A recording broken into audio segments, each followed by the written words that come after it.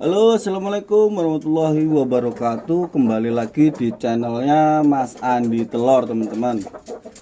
Kali ini Mas Andi akan membagikan tips dan cara tentang budidaya ayam Bangkok, kampung, ayam petelur itu. Mas Andi nanti akan bagikan. Buat teman-teman, jangan lupa like, komen, dan subscribe channelnya Mas Andi Telur ya, teman-teman. Oke teman-teman, di sini Mas Andi akan membahas tentang kita harus memperhatikan siklus cuaca yang kadang-kadang di Indonesia ini sangat ekstrim ya teman-teman. Jadi buat teman-teman harus memperhatikan kapan siklus penyakit itu datang dan cuaca yang buruk atau tidak. Kita harus benar-benar memperhatikan dan jangan sampai kita telat ya teman-teman. Langsung aja kita bahas teman-teman. Nah teman-teman, kita harus memperhatikan kapan sih siklus penyakit ayam dan lakukan pencegahan sedini mungkin. Nah kalau misalkan siklus penyakit teman-teman, contohnya seperti penyakit aratan ya teman-teman. Aratan itu kebanyakan pada bulan-bulan Maret, April, Mei. Itu kadang-kadang cuaca di Indonesia ini kan nggak menentu ya teman-teman. Itu biasanya itu musim panas, tapi ini berbalik. Jadi musimnya itu jadi musim penghujan di bulan-bulan sekarang ini. Kalau musim hujan itu kan sebenarnya di bulan September, Oktober, Desember, pokoknya yang ber itu bulan yang ber itu musim penghujan teman-teman. Jadi diingat-ingat.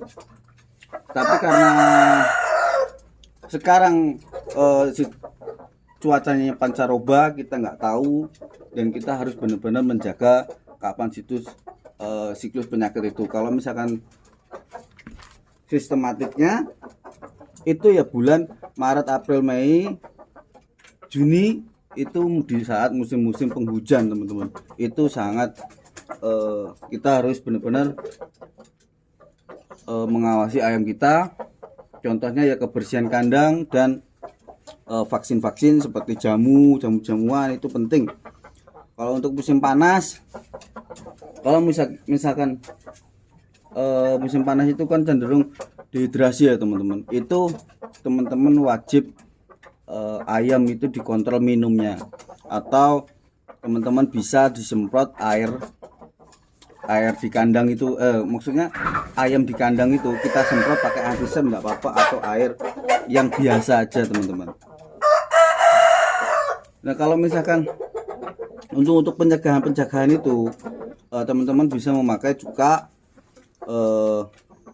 dextrifetan itu 3 kali sehari sehabis hujan kalau misalkan musim hujan. Kalau misalkan musim hujan itu perawatannya ekstra teman-teman. Tapi kalau musim panas itu hanya teman-teman cukup memberi nutrisi seperti pakan, nggak boleh telat, dan asupan minum, dan itu jangan sampai telat. Kalau bisa kita selalu cek walaupun sehari 3 kali. Kalau misalkan airnya habis, tetap kita tambahi air ya teman-teman, karena air itu kan tidak mengeluarkan biaya teman-teman. Cukup kita nimba atau pakai sanyu. Nah itu cukup udah bisa memberi minum ke ternak ayam kita ya teman-teman, agar ayam kita tidak terkena dehidrasi. Dehidrasi itu hal sepele tapi kesalahan fatal nanti buat ayamnya. Nah teman-teman, kalau misalkan selanjutnya pada malam hari diusahakan pengasapan teman-teman. Pengasapan itu tujuannya hanya untuk pengusir nyamuk.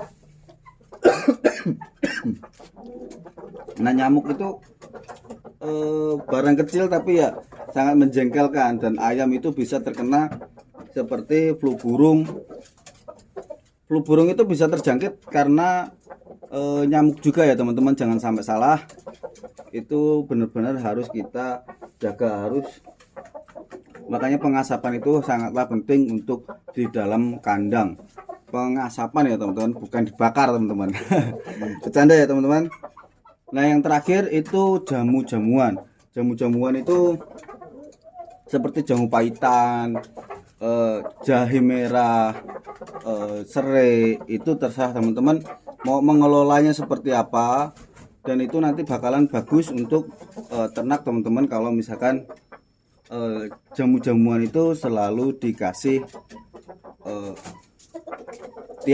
tiap bulan atau 2 minggu sekali, itu dikasih jamu-jamuan untuk ayam ternak kita ya teman-teman. Oke teman-teman, mungkin itu aja video dari Mas Andi tentang kapan sih siklus penyakit pada ayam, dan lakukan pencegahan sedini mungkin, supaya saya doakan ternak teman-teman akan selalu sehat dan memberikan hasil yang memuaskan untuk teman-teman, berbentuk uang maupun ayamnya sehat. Sekian dari Mas Andi. Apabila ada salah kata, assalamualaikum warahmatullahi wabarakatuh.